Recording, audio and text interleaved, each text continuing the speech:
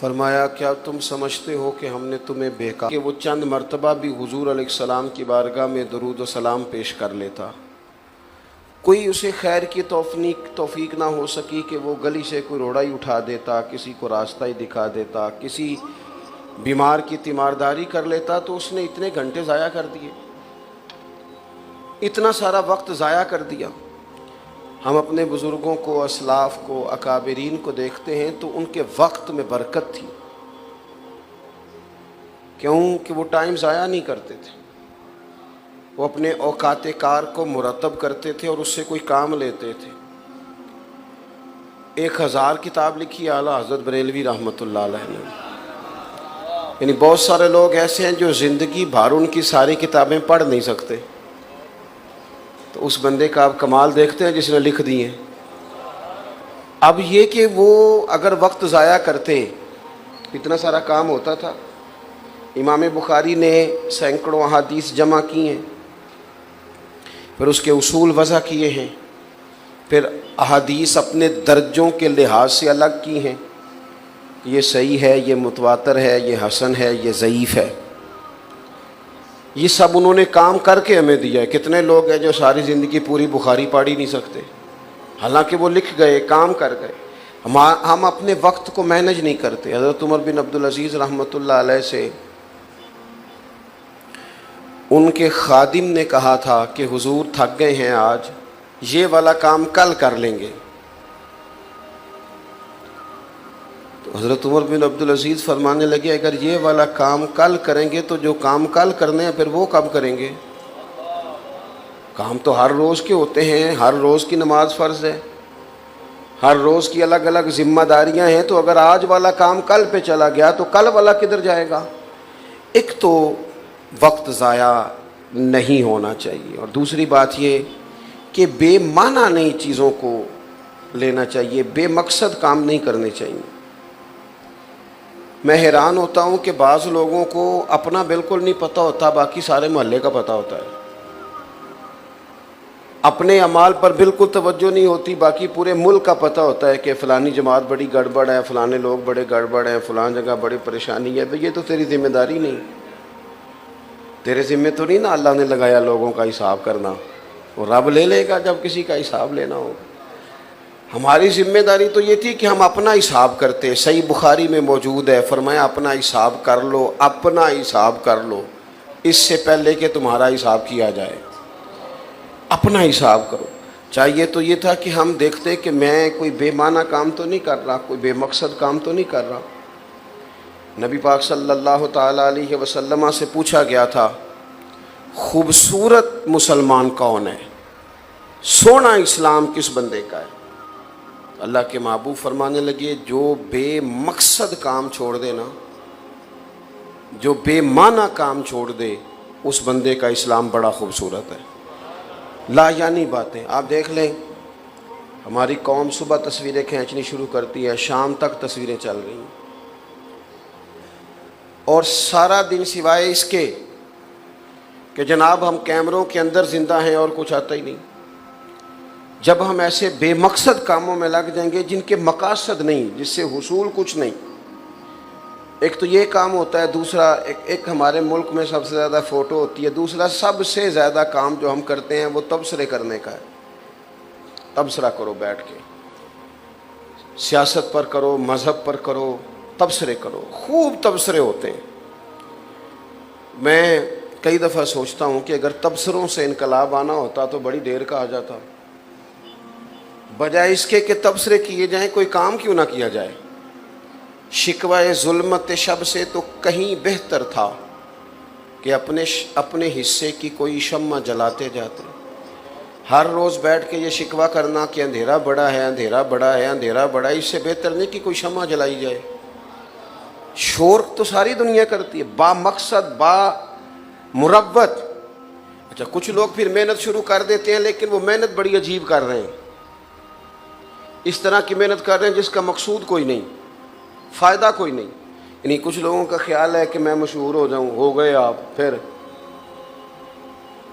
15-20 لوگ مجھے جاننے لگ جائیں، جان لیا لوگوں نے۔ اب بھئی کوئی ایسا کام کریں جس کا کوئی مقصد ہو، کوئی اس کا نتیجہ نکلے، کوئی اس کا رزلٹ نکلے، کوئی ایسا کام کریں جس سے کچھ حصول ہو۔ اور پھر کچھ لوگوں کو اللہ تعالیٰ صلاحیت دیتا ہے، غلط جگہ استعمال کرتے ہیں۔ تو دیکھیں نا، اللہ تعالیٰ نے کسی کو اچھی آواز دے دی، خوبصورت آواز، اب وہ نعت پڑھنے لگ گیا۔ اب خدا نے فضل سے دی تھی نا، یہ محنت کر کے آوازیں تھوڑی بنتی ہیں۔ اس کے بھائی کی بھی آواز نہیں، اس کے بھتیجے کی بھی آواز نہیں، اس کو اللہ نے آواز دے دی۔ اب چاہیے تو یہ تھا یہ حضور کی نعت خوانی کرتا، لیکن یہ کہتا ہے میں نے 40,000 کی نعت بیچنی ہے، 50,000 کی میں نے نعت بیچنی ہے۔ یہ تو اللہ نے فضل سے دی تھی تجھے چیز، تو کس چکر میں پڑ گیا؟ کچھ لوگوں کو اللہ تعالیٰ عقل دیتا ہے، سمجھ دیتا ہے، شعور دیتا ہے، اب وہ کیا کرتے ہیں کہ مس یوز کرتے ہیں، لوگوں کو لوٹنا شروع کر دیتے ہیں۔ اگر آپ کو اللہ نے کوئی صلاحیت دی ہے اور آپ اگر اس صلاحیت کا غلط استعمال کر رہے ہیں، تو آپ تھوڑی دیر کے لیے سوچیں تو صحیح کہ یہ غلط استعمال بھی تو ناشکری ہے۔ کرنے کا کام یہ ہے کہ رب تعالیٰ نے جو صلاحیت عطا کی ہے وہ اللہ کے شکر میں صرف کی جائے، اس سے مثبت کام لیا جائے، کوئی اچھا کام لیا جائے، اچھا کام۔ میں کچھ لوگوں کو دیکھتا ہوں تو میں اس نتیجے پہ پہنچتا ہوں کہ اگر یہ دعوت دین دیتے تو بڑی تگڑی دیتے، یعنی اگر کوئی بندہ اچھا سیل مین ہے، بڑے سلیقے سے اسے اپنی پروڈکٹ سیل کرنی آتی ہے اور بڑا حکمت ہے اس کے پاس، اور بڑی دانائی کے ساتھ وہ کہہ رہا ہے کہ یہ خرید لیں، اس میں یہ فائدہ ہوگا، یہ فائدہ ہوگا، اس نقصان سے آپ بچیں گے، فلانی۔ میں کہتا ہوں یار جتنی خوبصورتی سے یہ دنیا کی چیز بیچ رہا ہے، کاش اس سے تھوڑا کام یہ لوگوں کو نماز کی دعوت دینے کا بھی کرتا، اس نے قائل کر لینا تھا۔ ہمارے ہاں لوگ ذاتی کام مشقت سے کرتے ہیں اور دینی کام، چلیں آپ کو سمجھاتا ہوں۔ کسی بندے سے ضرورت پڑ جائے نا 50,000 روپے کی، تو ویسے تو ہماری سوسائٹی میں یہ حال ہے کہ روٹی آپ کہیں گے تو کوئی کھلا دے گا، گاڑی میں سفر کا کہیں گے کرا دے گا، ہنس کے بول بھی لے گا، لیکن جہاں آپ نے کہہ دیا نا کہ تیری ضرورت پڑ گئی ہے، وہیں حالات خراب ہو جاتے ہیں۔ نہیں، پیسہ ایک ایسی شے ہے، آپ جان لے لیں تو حاضر ہے، اور اگر پیسوں کی بات کریں تو پھر وہ کام تھوڑا، یعنی جو کہہ رہے تھے نا کوئی حکم ہویا جے دسیا جے، انہوں نے جہے لے حکم دسیا اسے لیے کہتے ہیں تو راتی دسنا سی، میں سویرے ہی منڈا ٹوریا ہے، بالکل سیم اسی طریقے سے۔ اب 50,000 کی ضرورت جب پڑ جاتی ہے یا کچھ پیسوں کی، تو پھر ہم ڈائریکٹ یہ نہیں کہتے کہ وہ دے دے پیسے، وہ قبر میں لے جانے ہیں، تو نے دے، مجھے ضرورت ہے، اس طرح نہیں لوگ مانگتے، بلکہ اس کا سلیقہ بناتے ہیں، اس کو ٹیلی فون کرتے ہیں، بھائی جان کدھر ہو؟ وہ کہتا ہے میں تو بڑی دور ہوں، کب ملو گے؟ اور یار تو ٹیلی فون پہ بتا، نہیں ٹیلی فون والی گل نہیں، میں تو 3 بجے ملوں گا، کہتا تو 3:30 بھی ملے تو میں پھر بھی مل کے ہی کہنا ہے، پھر مل کے بھی ڈائریکٹ نہیں کہتے کہ پیسے چاہیے، پھر بھی اس کو پہلے پورا دکھڑا سناتے ہیں کہ مجبور بڑھاؤں، پھر یہ بھی کہتے ہیں تیرے سوا سجن بھی کوئی نہیں، پھر پکا وعدہ بھی کرتے ہیں کہ ٹائم پہ واپس بھی تھوڑی کدوں پہ گل کرنا، میں تو کسی کی کر رہا ہوں کسے باشد، اللہ جانے، میں تو صرف مثال دے رہا ہوں، آپ نے بہت زیادہ گھورنا شروع کر دیا مجھے، میں تو خالی مثال دے رہا ہوں کسی کی سمجھانے کے لیے۔ وَتِلْكَ الْأَمْثَالُ نَضْرِبُهَا لِلنَّاسِ، مثالیں ہوتی ہیں تاکہ بات سمجھ میں آ جائے۔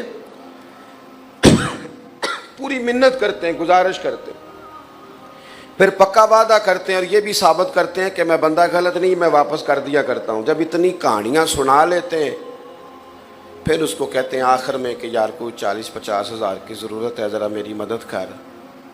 اپنے حق میں قائل کرنا ہو تو اتنی محنت، اتنی جدوجہد، اور اگر دین کے حق میں قائل کرنا ہو تو پھر جارحانہ انداز، پھر یہ لہجہ ہوتا ہے کہ وہ پڑھ لیا کر نماز، کتنے کھڑنے نہیں پیسے، تو پھر وہ بھی جواب میں کہتا ہے کہ تو اپنی قبریں جانا ہے تو میں تو اپنی پڑھ۔ تو جب ہم کسی کو دیکھیں، قرآن مجید نے کہا ادعو الی سبیل ربک بالحکمہ، جب کسی کو اللہ کی طرف بلاؤ تو دانائی کے ساتھ بلاؤ، حکمت کے ساتھ بلاؤ۔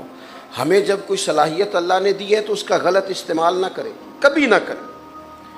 میں نے کچھ بزنس مین دیکھے ہیں، میرے احباب ہیں، میں ان سے کہتا ہوں یار آپ کہیں نفسیاتی مریض نہ بن جانا، 3 موبائل رکھے ہوئے ہیں، ایک بندے کو کوئی بات سنائی، دوسرے کو کوئی سنائی، تیسرے کو کوئی سنائی، اور بھول جاتے ہیں دوپہر کو کہ سویرے میں نے کیا کہا تھا، کیونکہ باتیں اتنی کرتے ہیں، کہانیاں اتنی سناتے ہیں۔ صلاحیتوں کا غلط استعمال کریں گے تو حافظے کمزور ہو جائیں، سکون چلا جائے گا زندگی سے۔ اپنی صلاحیت کا کبھی غلط استعمال نہ کریں، مثبت رہیں، ہمیشہ مثبت۔ اجتنبوا کثیرا من الظن ان بعض الظن اثم۔ کبھی بھی برے خیالات کی طرف سفر نہ کریں، کبھی نہ مزاج بنائیں کہ میں لوٹ لوں گا، مجھے لوگوں کو قائل کرنا آتا ہے، میں قابو کر لوں گا، یہ کبھی اپنی صلاحیت سے کبھی غلط رنگ نہ اختیار کریں، ورنہ ہو سکتا ہے تھوڑی دیر کے لیے آپ کا داؤ فریب چل جائے، لیکن جھوٹ کے پیر کوئی نہیں ہوتے، دھوکے کے قدم نہیں ہوتے، بڑی جلدی بندہ کھل جاتا ہے کہ یہ دھوکے باز ہے، بڑی جلدی۔